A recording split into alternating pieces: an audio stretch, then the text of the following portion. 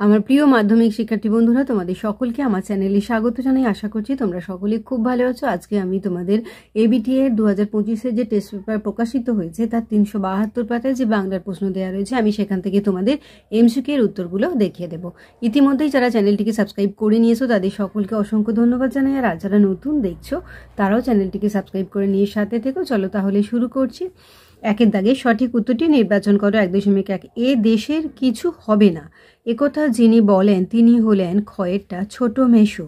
1.2 চকের বাসস্ট্যান্ডে আতঙ্কের হল্লা বেজে ওঠার কারণ ছিল খয়েরটা একটি পাগল।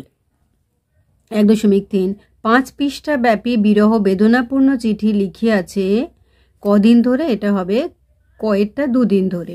1.4 অসুখী একজন কবিতার কথক ঘুমিয়েছিলেন গয়টা ঝুলন্ত বিছানায়।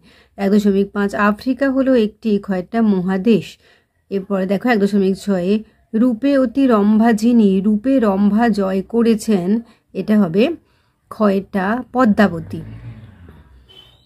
1.7 ফিনিশীয়রা কলম বানাতো, এটা হবে গয়েরটা হাড় দিয়ে।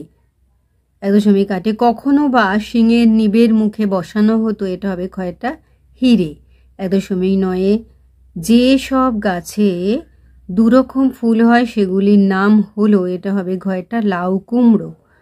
1.10 বিভক্তি, দেখো বিভক্তি ক্ষয়টা সর্বদা শব্দের পরে যুক্ত হয়।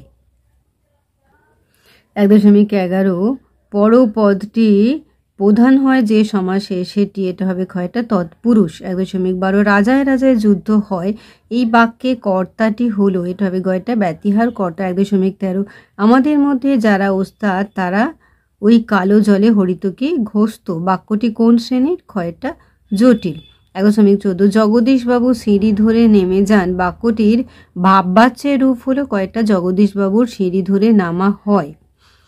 এরপরে 1.15 দেখো যে বাক্য বিন্যাসে ক্রিয়াপদটি সর্বদাই কর্তার অনুগামী হয় তাকে বলে কয়েকটা কর্তৃবাচ্য। 1.16 রাজপথের ব্যাসবাক্য হলো, এটা হবে ঘয়টা পথের রাজা। 1.17 সকালবেলা জলে আগুন লাগালো, এই বাক্যে যা নেই কয়েকটা যোগ্যতা নেই। তাহলে আমার প্রিয় মাধ্যমিক শিক্ষার্থী বন্ধুরা, আজকে তোমাদের আমি যে এবিটি এর টেস্ট পেপার প্রকাশিত হয়েছে তার 372 পাতায় যে বাংলার প্রশ্ন দেওয়া রয়েছে তা থেকে আমি তোমাদের এমসিকিউর উত্তরগুলো দেখে দিলাম। আশা করছি সকলেই বুঝতে পেরেছো। ভিডিওটি দেখার জন্য তোমাদের সকলকে অসংখ্য ধন্যবাদ জানাই। ভালো লাগলে লাইক করো, কমেন্ট করো, বন্ধুদের মধ্যে শেয়ার করো। আর আগামী দিনে নতুন নতুন ক্লাসগুলো পাওয়ার জন্য অবশ্যই চ্যানেলটিকে সাবস্ক্রাইব করে সাথে থেকো। তোমরা সকলে খুব ভালো থেকো।